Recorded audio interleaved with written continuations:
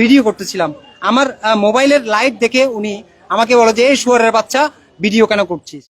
চট্টগ্রামে গার্মেন্টস কর্মীদের অবস্থান কর্মসূচিতে ভিডিও করায় সাংবাদিকদের হেনস্থা করে ডাবলমুরিং থানার ওসি।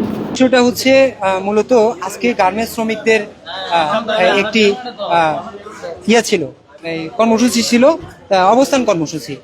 থানার সামনে তারা অবস্থান করছিল তাদের বকেয়া বেতনের দাবিতে। সেটার খবর পেয়ে আসলে আমি এখানে সংবাদ কাভারেজে আসি। আসার পর এখানে কিছুক্ষণ স্টে করার পরে আমি যেটি দেখতে পাই, এখানে শ্রমিক যারা রয়েছেন তাদের সাথে ওসি সাহেব এখানে এসে শ্রমিকদের সাথে অকথ্য ভাষায় গালিগালাজ করছেন। আমি দূর থেকে ওখান থেকে আমি ভিডিও করতেছিলাম। আমার মোবাইলের লাইট দেখে উনি আমাকে বলে যে, এই শুয়োরের বাচ্চা, ভিডিও কেন করছিস? হ্যাঁ, তখন আমি বললাম যে, ওসি সাহেব আপনি এভাবে কেন ব্যবহার করছেন? ওনার পিএ যিনি আছেন উনি বারবার আমাকে টেনে ওদিকে নিয়ে যাচ্ছেন। তখন আমি বললাম যে, আমি সংবাদকর্মী, আমার সাথে এইভাবে আচরণ করতে আপনি পারেন না। হ্যাঁ, আপনি এখানে শ্রমিকদের সাথে কথা বলছেন, সেটা আমি নিউজের জন্য আমার ফুটেজ দরকার, আমি নিব। হ্যাঁ, এটা বলার পর তখন উনি আরো অকথ্য ভাষায় গালিগালাজ করেন। এই ভাষাগুলো আসলে আমি ইউজ করার মতো না। তখন আমি এখান থেকে সরে গিয়ে আমি একা ছিলাম এবং আমার পাশে ছিল যে আজকের পত্রিকার কাইয়ুম ভাই আমার সাথে ছিল। কাইয়ুম ভাই ওসি সাহেবকে বললো যে, আমরা তো সংবাদকর্মী, আমাদের কাজই তো এটা, আপনি আমাদের সাথে এইভাবে আচরণ করতে পারেন না। তখন উনি আরো খেপে যান, খেপে গিয়ে আমাদের সাথে খারাপ আচরণ করেন। আমরা সরে যাওয়ার পর এখানে দেখতেছি গার্মেন্টস কর্মী যারা রয়েছেন তারা কিন্তু বাইরে আবার গিয়া রাস্তা অবরোধ করেন।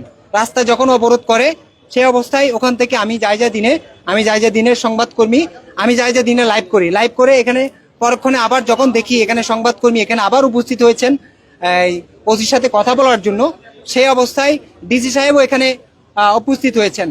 এখন আমার সংবাদকর্মী এই জিনিসটা খবর পেয়ে আমার উপর আক্রমণ হয়েছে কিংবা আমার উপর আমি হেনস্থার শিকার হয়েছি, সংবাদকর্মী এখানে উপস্থিত হয়েছেন।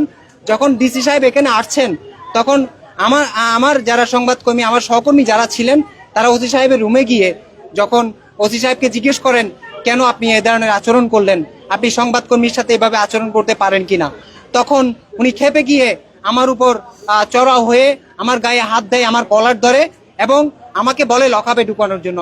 আমি 20 মিনিট ওনার লকআপে ছিলাম। 20 মিনিট পর ডিসি সাহেব আবার আমাকে লকআপ থেকে বের করে, টেনে হিস্টে বের করে। আমি লকআপ থেকে বের হতে চাইনি, লকআপ থেকে উনি আমাকে টেনে হিস্টে বের করে অন্য পুলিশ সদস্যদেরকে দিয়ে দুইজন আমি বেরিয়ে আসি। আচ্ছা, একটু জানতে চাই, অফিসার্স ইনচার্জের নাম কি এবং তিনি আপনি যে গণমাধ্যম কর্মী সেটা কি তিনি নিশ্চিত হয়েছিলেন কিনা?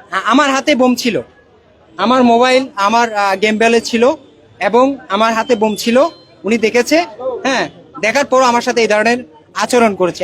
আরেকটি প্রশ্ন কি করেছেন, ওনার নাম হচ্ছে যে বাবুল আজাদ, ওসি বাবুল আজাদ, ডাবলমুরি থানা। দর্শক, আমরা স্বাধীন দেশে সাংবাদিকরে হেনস্থা করা হচ্ছে।